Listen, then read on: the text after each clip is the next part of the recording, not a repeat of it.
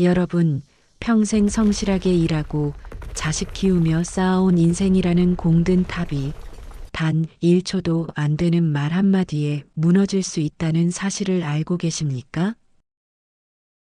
부처님께서는 사람은 태어날 때 입안에 도끼를 가지고 태어난다고 하셨습니다.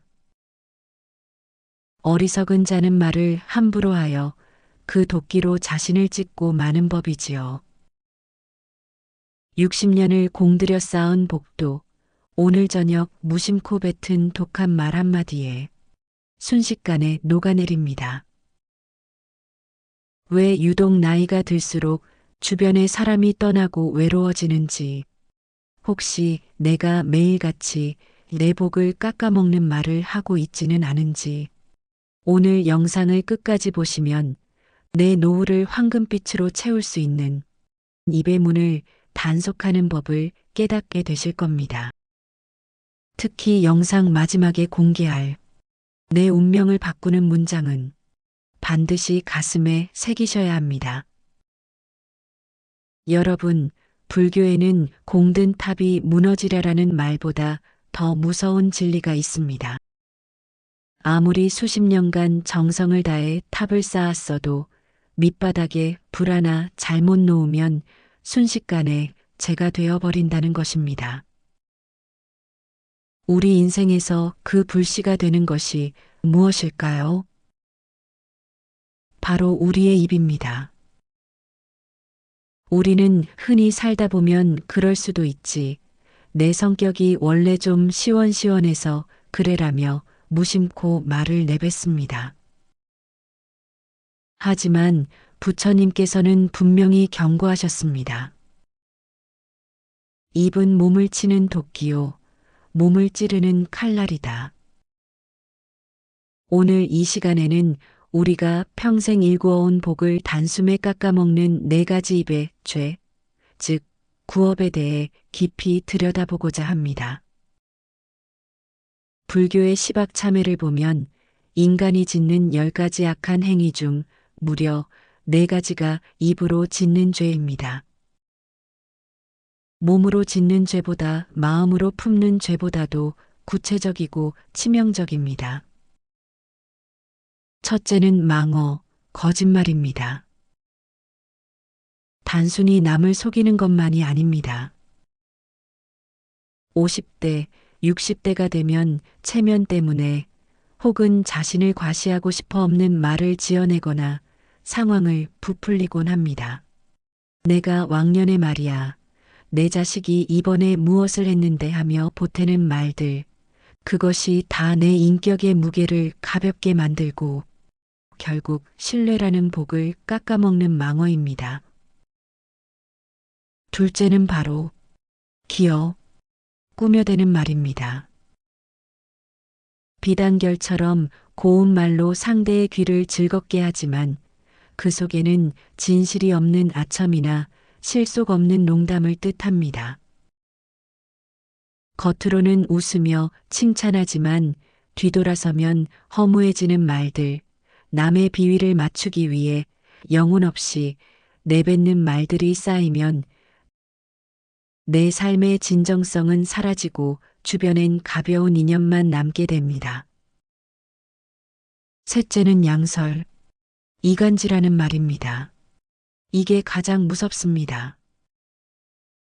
한 입으로 두 말을 하는 것이지요. 이 사람에게는 저 사람 욕을 하고 저 사람에게는 이 사람 흉을 봅니다. 너만 알고 있어라며 시작하는 그 말 한마디가 평생을 함께해온 친구 사이를 갈라놓고 형제간의 우애를 끊어놓습니다. 남의 사이를 갈라놓은 대가는 반드시 나중에 내가 가장 외로울 때 고립되는 것으로 돌아옵니다. 넷째는 바로 악구, 험담과 거친 말입니다. 화가 난다고 해서 혹은 가깝다는 이유로 내뱉는 가시돋친 말입니다. 다 너 잘되라고 하는 소리야라며 쏘아붙이는 말은 듣는 이의 가슴에 대못을 박습니다. 못은 뺄 수 있어도 그 자리에 남은 구멍은 영원히 사라지지 않습니다. 부처님을 가장 가까이서 모셨던 제자 안한존자가 어느 날 부처님께 여쭈었습니다. 세존이시여, 수행자에게 있어 가장 다스리기 힘든 것이 무엇입니까? 부처님께서는 빙그레 웃으시며 말씀하셨습니다. 안하나, 그것은 바로 내 입안에 있는 혀이니라.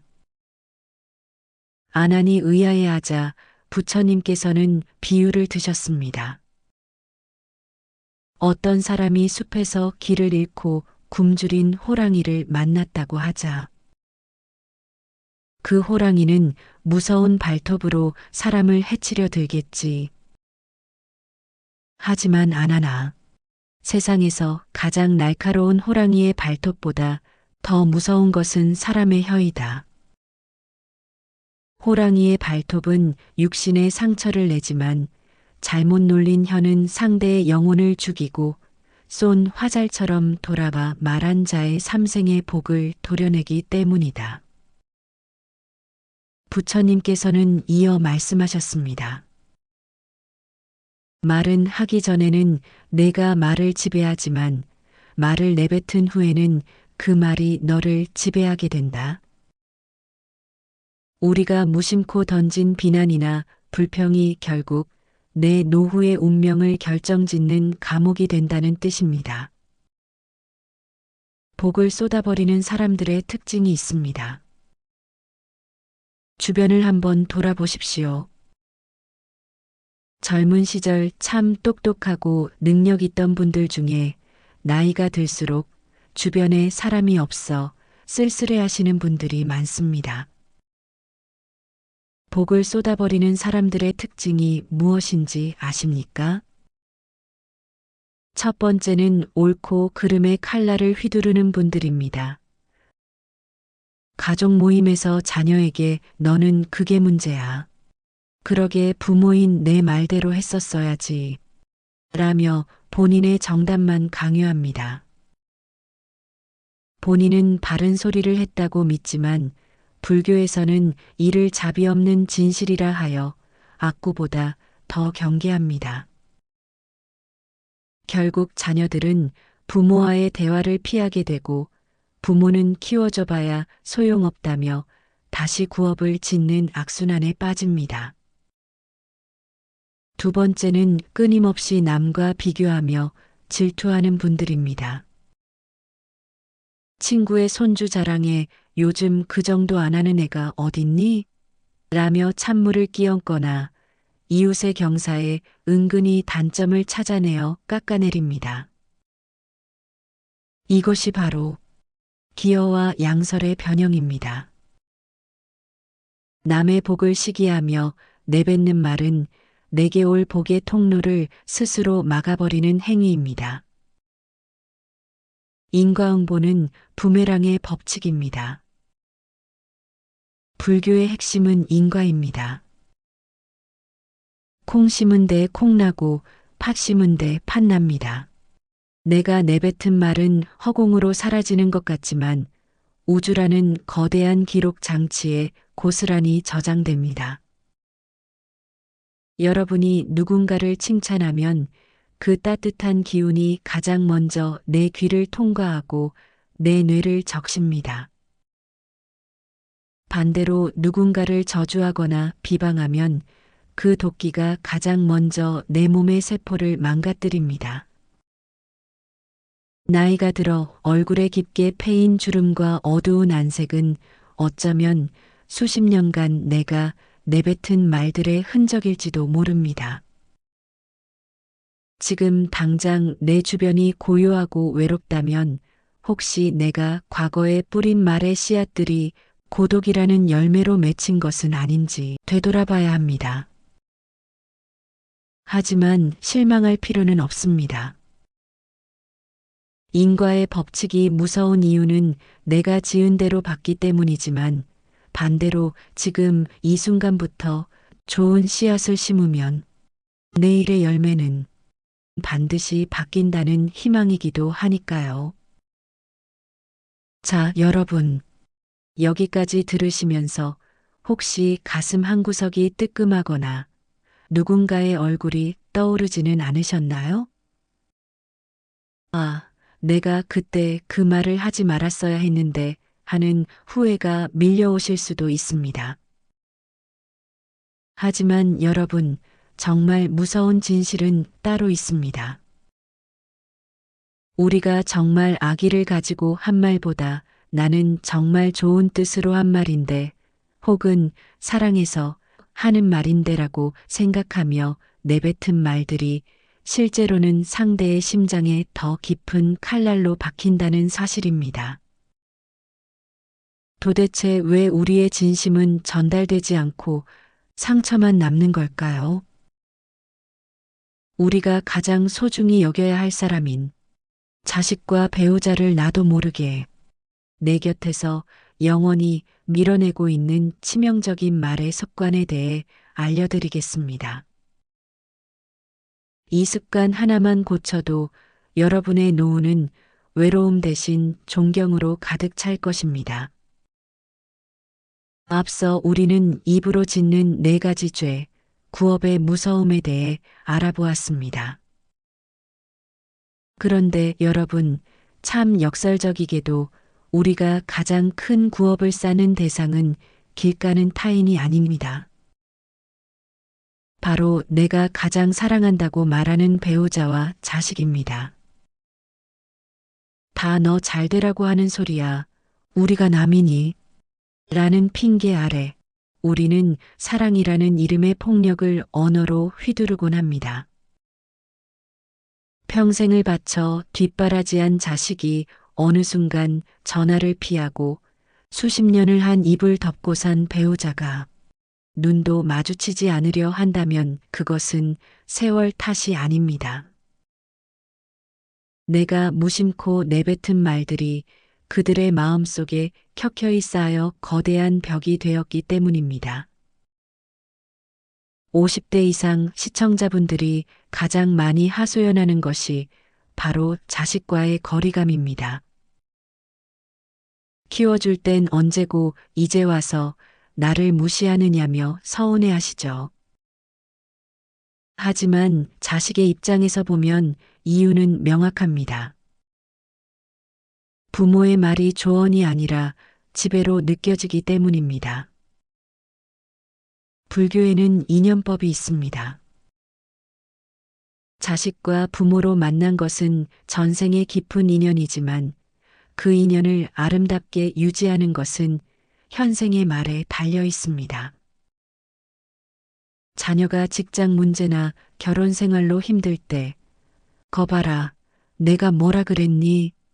부모 말 틀린 거 하나 없다. 혹은 옆집 철수는 이번에 승진했다는데 너는 언제 될래? 라는 식의 비교와 비난입니다. 부모는 정신 차리라고 한 소리겠지만 자식에게 부모의 집은 안식처가 아닌 심판대가 됩니다. 심판대에 제 발로 걸어 들어오고 싶은 사람은 아무도 없습니다. 결국 자식은 명절조차 숙제처럼 느끼게 되고 전화 한 통하는 것도 큰 결심이 필요한 일이 되어버립니다. 노후의 가장 큰 복은 곁에 있는 배우자라고들 합니다. 하지만 많은 분이 이 소중한 존재를 가장 함부로 대합니다. 특히 퇴직 후 집에 머무는 시간이 길어지면서 배우자에게 던지는 무시의 말은 칼날보다 날카롭습니다. 당신이 뭘 안다고 그래? 평생 살림만 한 사람이 세상 물정을 알아? 젊었을 때 고생시킨 건 생각 안 해? 이런 말들은 상대의 존재 가치를 부정하는 악구입니다. 부처님께서는 부부란 서로의 수행을 돕는 도반이어야 한다고 하셨습니다. 하지만 우리는 가장 가까운 도반의 가슴에 매일 독침을 꽂고 있지는 않은가요?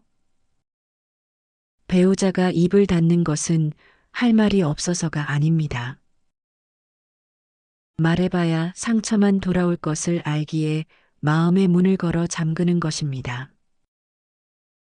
불교 설화 중에는 바리새나라는 이름의 아름다운 꽃에 관한 비유가 있습니다. 이 꽃은 겉모습이 세상 그 어떤 꽃보다 화려하고 아름다워 누구나 한 번쯤 돌아보게 만듭니다. 하지만 이상하게도 이 꽃 주변에는 벌과 나비가 한 마리도 꼬이지 않았습니다. 제자들이 그 이유를 묻자 부처님께서 말씀하셨습니다. 이 꽃은 겉모습은 화려하나 속에서 지독한 악취를 내뿜거나 혹은 아무런 향기가 없기 때문이다. 사람도 이와 같다. 아무리 지위가 높고 가진 것이 많으며 훌륭한 옷을 입었어도 그 입에서 나오는 말이 거칠고 덕이 없으면 주변에 사람이 머물지 않는 법이다. 여러분의 삶은 어떠신가요? 젊은 시절 치열하게 살아오며 이룬 성취가 화려한 꽃이라면 여러분의 말투는 그 꽃의 향기입니다. 아무리 공든 탑을 높이 쌓았어도 입에서 악취가 난다면 벌과 나비 같은 인연들은 다 떠나고 결국 고독이라는 텅 빈 벌판에 홀로 남게 됩니다. 세속에서 흔히 하는 말 중 나이가 들수록 입은 닫고 주머니는 열나는 격언이 있죠. 이것을 단순히 돈을 써야 대접받는다는 뜻으로만 해석하면 하수입니다. 불교의 보시 관점에서 보면 훨씬 깊은 뜻이 담겨 있습니다. 입을 닫는다는 것은 무어보시의 변형입니다. 상대의 말을 끝까지 들어주는 경청이야말로 최고의 보시입니다. 내 경험을 뽐내고 가르치려 드는 마음을 내려놓고 상대의 아픔을 묵묵히 들어주는 침묵은 그 어떤 금전적 베품보다 귀합니다.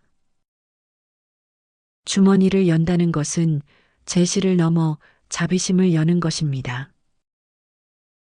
내가 가진 것을 나누되 내가 너에게 이만큼 해줬다는 생색가상을 내지 않는 것입니다. 노후의 품격은 내가 얼마나 아느냐가 아니라 얼마나 참아줄 수 있느냐에서 결정됩니다. 자식의 부족함을 보고도 입을 닫아주는 인내, 배우자의 실수를 덮어주는 따뜻한 말 한마디가 여러분의 노후를 지탱하는 진정한 복권이 됩니다. 여러분, 지금까지 이야기를 들으시면서 혹시 이런 생각 들지 않으셨나요? 나도 자식들한테 잘해주고 싶지.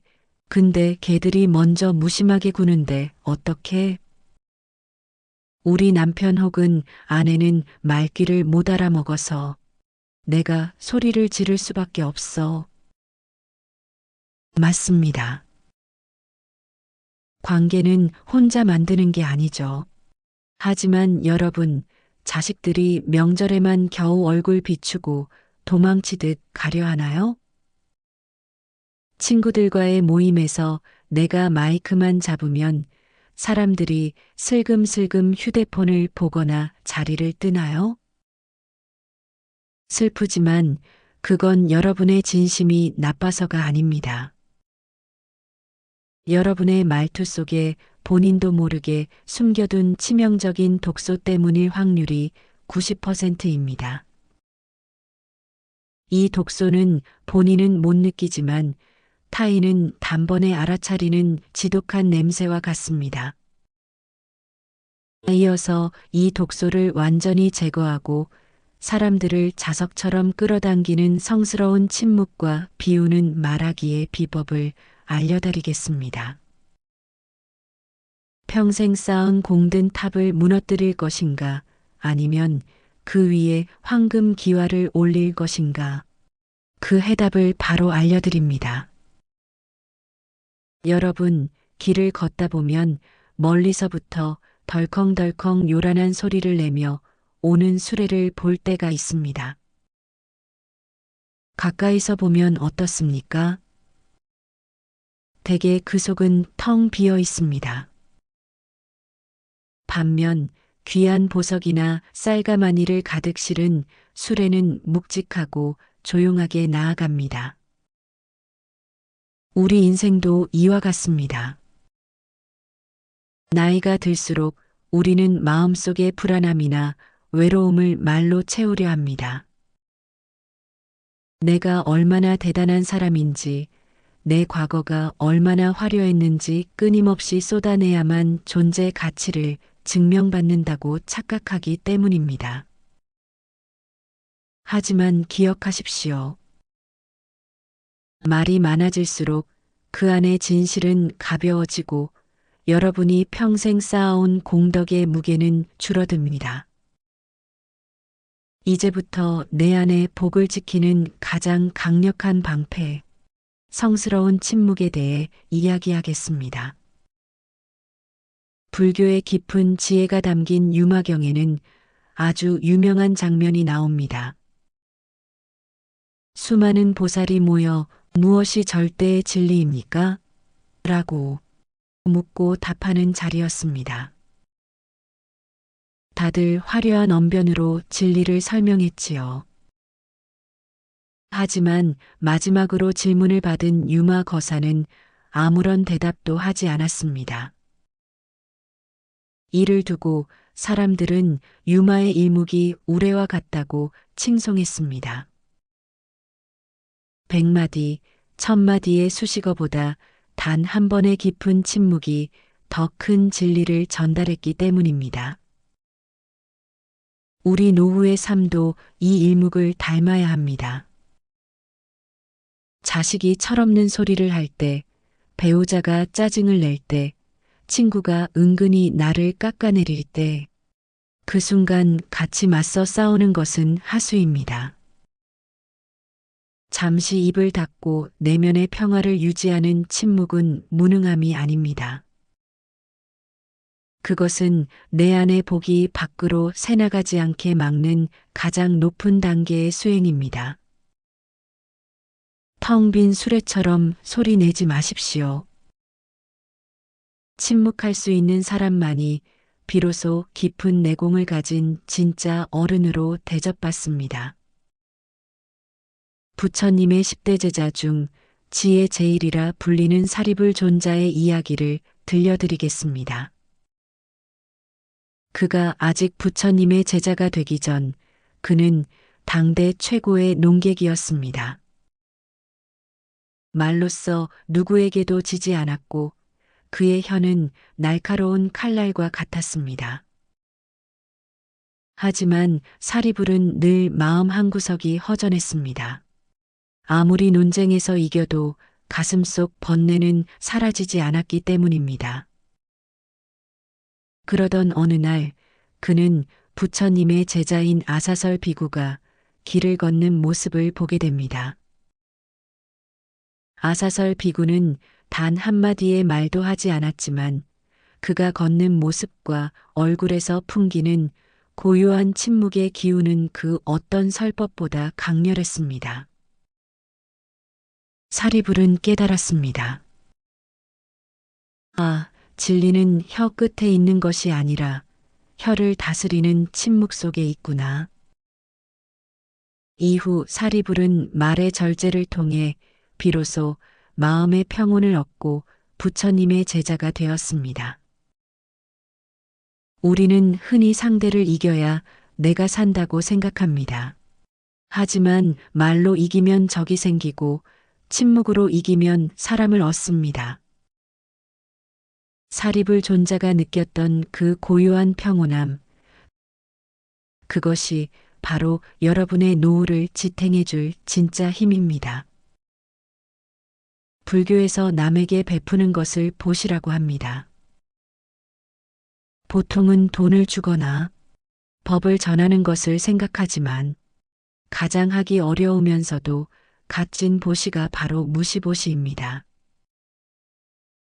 기다려주는 보시는 상대가 말을 끝낼 때까지 내 의견을 덧붙이지 않고 묵묵히 들어주는 것입니다. 자식들은 부모가 내 말을 끝까지 들어주기만 해도 우리 부모님은 참 넓은 분이시구나라고 느낍니다. 참아주는 보시는 비난받고 억울한 상황에서도 내 결백을 주장하기 위해 상대의 허물을 들추지 않는 것입니다. 내가 한번 참음으로써 그 공간의 화평을 지키는 것, 그것이 바로 보이지 않는 곳에서 쌓는 엄청난 공덕입니다. 여러분이 입을 닫고 경청할 때 상대방은 그 침묵 속에서 존중을 느낍니다. 나 때는 말이야. 라는 꼰대의 언어를 멈추고 그랬구나. 힘들었겠구나 라는 짧은 공감 뒤에 침묵을 배치해 보십시오. 그때 비로소 여러분 주위에 사람들이 모여들기 시작합니다. 향기 없는 꽃이 아니라 깊은 산속 고요한 샘물처럼 사람들이 찾아와 마음을 적시고 가는 그런 존재가 되는 법입니다. 실제로 주변을 보면 이런 분들이 계십니다. 모임에 가면 늘 구석에서 조용히 미소만 짓고 계신 분이 있죠. 그런데 이상하게 사람들은 중요한 일이 생기면 그분을 찾아가 상담을 요청합니다. 왜일까요? 그분은 자신의 텅 빈 수레를 보여주지 않기 때문입니다. 남의 험담이 시작될 때 자리를 슬쩍 피하거나 입을 닫는 모습, 누가 자기 자랑을 할 때 시기하지 않고 그저 고개를 끄덕여주는 모습, 이런 침묵들이 쌓여 그 사람의 품격이라는 탑을 완성합니다. 반면 모임의 처음부터 끝까지 본인 이야기만 하는 분은 집에 돌아갈 때 허탈함만 남습니다. 내뱉은 말은 기운을 소모시키기 때문입니다. 여러분, 이제는 말을 해서 에너지를 낭비하지 마시고 침묵하여 내 안의 기복 에너지를 채우십시오. 지금까지 우리는 복을 깎아먹는 말, 그리고 침묵이 주는 지혜에 대해 깊이 나누어 보았습니다. 그런데 여기서 한 가지 의문이 생기실 겁니다. 그럼 평생 입 닫고 벙어리처럼 살라는 말인가? 아니면 이미 멀어진 자식과 배우자에게 침묵만 한다고 관계가 회복될까? 하는 의문 말입니다. 맞습니다. 침묵은 방어막일 뿐, 무너진 탑을 다시 세우는 적극적인 힘은 아닙니다. 지금부터 평생 쌓은 공든 탑이 무너졌을지라도 단숨에 그 공덕을 회복하고 떠나간 사람들의 마음을 돌려 세우는 기적의 한 문장을 공개하겠습니다. 이것은 불교의 수만 가지 경전을 압축한 핵심이자 여러분의 노후 인생 하반기를 완전히 뒤바꿀 비밀 무기입니다. 이 한마디를 알고 모르고의 차이가 여러분의 남은 30년을 고독으로 만들지 축제로 만들지를 결정할 것입니다. 혹시 지난 세월 내가 뱉은 말들이 떠올라 마음이 무거우신가요? 이미 내뱉은 말인데 이미 자식 마음은 돌아섰는데 이제 와서 어쩌나 하며 한숨 짓고 계실지도 모르겠습니다. 하지만 불교에는 찰나가 영겁이라는 말이 있습니다. 지금 이 순간 마음을 고쳐먹고 뱉는 말 한마디가 수십 년간 쌓인 업장을 단번에 녹여낼 수 있다는 뜻입니다. 무너진 공든 탑을 다시 세우는 것은 불가능해 보이지만 그 잔해를 치우고 새로운 주춧돌을 놓는 것은 바로 지금 이 순간부터 가능합니다. 이제 여러분의 노후를 황금빛으로 물들일 마지막 열쇠, 자비의 언어에 대해 말씀드리겠습니다. 불교에서 보살이 실천해야 할 4가지 섭수법 중 하나가 바로 에어입니다. 말 그대로 사랑스러운 말입니다. 그런데 여기서 말하는 사랑스러운 말은 단순히 사탕 발림 같은 칭찬이 아닙니다. 상대방의 근기를 살피고 그 마음을 어루만져 진정으로 이롭게 하려는 자비심에서 나오는 말입니다. 그동안 우리는 자식에게 다 너 잘되라고 하는 소리다라며 채찍질만 했습니다. 하지만 그것은 애어가 아닙니다. 진정한 애어는 애썼다, 고맙다, 미안하다. 이 짧은 세 마디에 담겨 있습니다. 겨우 얼굴 비춘 자식에게 왜 이제 오냐, 바빠도 부모 보러 와야 하는 거 아니냐라고 쏘아붙이는 대신 신발을 벗고 들어오는 자식의 등 뒤에서 바쁜데도 얼굴 보여줘서 고맙다, 애썼다라고 나직이 말해 보십시오. 그 한마디가 자식의 가슴 속에 맺혀 있던 부모라는 응어리를 녹이는 마법이 됩니다. 이것이 바로 무너진 탑을 다시 세우는 첫 번째 벽돌입니다. 부처님께서는 입으로 말하기 전에 얼굴로 먼저 말하라고 하셨습니다. 그것이 바로 화한에어입니다. 온화한 얼굴빛과 사랑스러운 말씨라는 뜻입니다. 나이가 들면 얼굴에 그 사람의 살아온 인생이 드러난다고 하지요. 입으로는 사랑한다고 하면서 미간을 찌푸리고 있다면 상대는 그 말을 믿지 않습니다. 진정한 자비의 언어는 부드러운 미소에서 시작됩니다. 배우자가 밥상을 차릴 때 혹은 밖에서 돌아왔을 때 아무 말 없이 그저 인자한 미소로 한번 바라봐 주십시오. 오늘도 수고했어라는 짧은 말에 따뜻한 눈빛을 담으십시오. 80%의 대화는 입이 아니라 눈빛과 표정으로 이뤄집니다. 화한 에어를 실천하는 사람 곁에는 사람들이 봄볕을 찾아 모여드는 나비처럼 자연스럽게 모여들게 되어 있습니다. 그것이 바로 노후에 외롭지 않은 사람들의 가장 큰 특징입니다. 인생은 결국 내가 뱉은 말의 궤적을 따라갑니다. 내가 쏜 화살이 궤적을 그리며 결국 나에게 돌아오듯 오늘 내가 뱉은 말은 내일의 내 운명이 됩니다. 이제 영상을 끄고 바로 실천하실 수 있는 3가지 지침을 정리해 드립니다. 첫째, 비난하지 마십시오. 남의 허물을 말하는 것은 내 밥그릇에 구멍을 내는 것과 같습니다. 누군가의 잘못이 보일 때 그럴 만한 사정이 있겠지라고 생각하며 입을 닫으십시오. 비난을 멈추는 순간 내 인격의 품격이 한 단계 올라갑니다.